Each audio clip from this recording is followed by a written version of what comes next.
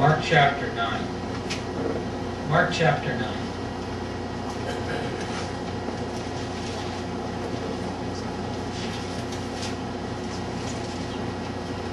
And look with me to verse 18 on Mark chapter 9.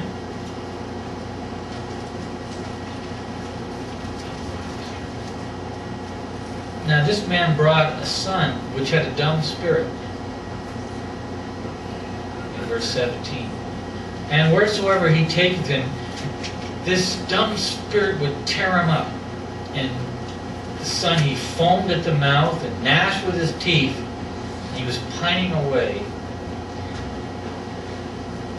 And the man asked the disciples of God, should they cast out this demon? And they could not. Now I want to bring this to you because today we see these things where they try and cast out demons. You know, they perform exorcisms and so on. You've seen that, right? There's a very popular movie even made on this subject. What a terrible movie that one is. But this young man was possessed by a spirit. And it would make him fling his body around and throw him into the fire. Terrible things. So even though it was a spiritual thing, it would take over his mind, make him delusional. But when this young man was brought to the disciples, they couldn't cast out the demon. This was a very, very stubborn, powerful demon.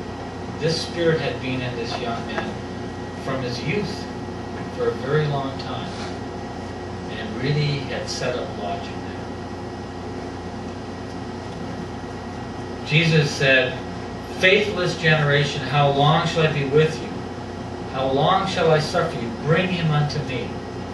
And they brought him unto him, and when he saw him, straightway the spirit tear him, and he fell on the ground and wallowed foaming. Jesus asked the father, how long is it ago since this came upon him? And he said, from a child. And it throws him in the fires and the waters to destroy him. But if thou canst do anything, have compassion on us and help us.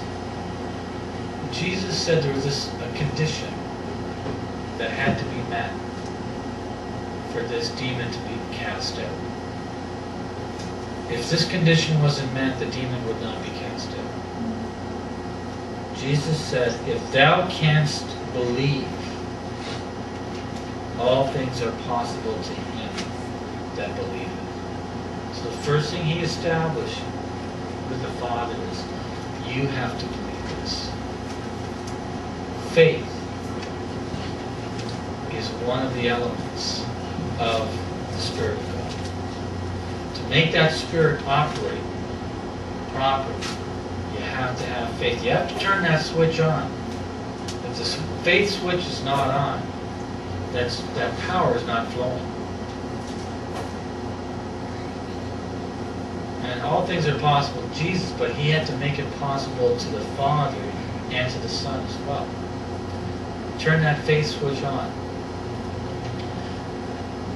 And straightway the father of the child cried out and said with tears, Lord, I believe, and help my unbelief. He believes, but even any doubt, Jesus help me with that. Jesus help me. And when Jesus saw that the people came running together, he rebuked the foul spirit, saying unto him, Thou dumb and deaf spirit, I charge thee, come out of him, and enter no more into him. And the spirit cried, rent him sore, and came out of him, and he was as one dead, insomuch that many said he is dead.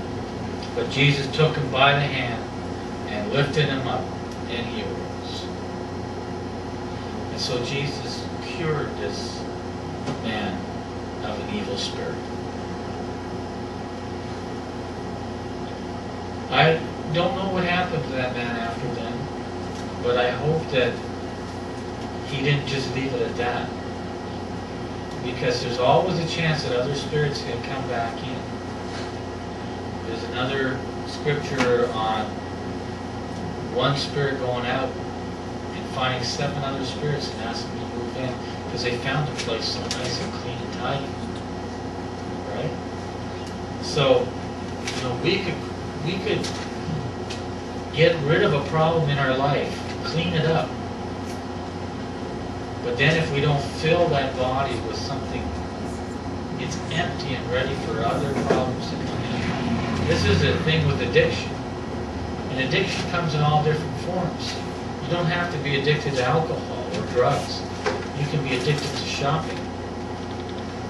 I'm not, usually you look at me and, oh, is he kidding? Is he smiling? Well, I'm serious.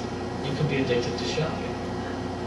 You can be addicted to different things that are of the world that you just have to consume and you just want. You could be addicted to having to be well liked by people. That you would do almost anything just to get their acceptance. Even compromising what is right. Some people have that problem. So there's different forms of addiction, different forms of troubling spirits. When you walk in a shopping mall, do you ever hear those spirits go, "Come buy this, look over here, look in the window"?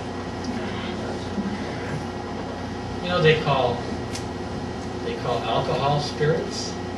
What do they call alcohol spirits?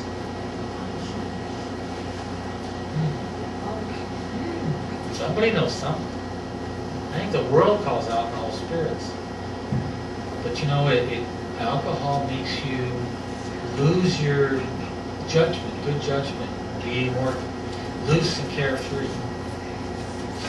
And sometimes when people have lots of trouble in their lives, they try and lose their troubles in alcohol. And there's many other forms of things in the world that can occupy us. Spiritual things. We think they're fleshly things, but they, where are our battles really? Our battles are in the spiritual realm. If we're successful in being spiritually obedient to the Lord, there's no room for these other things to come in and take up house and residence in our life. All right. So just a little digression there. In the case of this particular man, Jesus' disciples, when they were with him later, said, "Lord, why couldn't we cast this devil out?" And Jesus said, "This kind can come forth by nothing but prayer and fasting." This was a very stubborn spirit. And some spirits are so stubborn that they require intense prayer and fasting.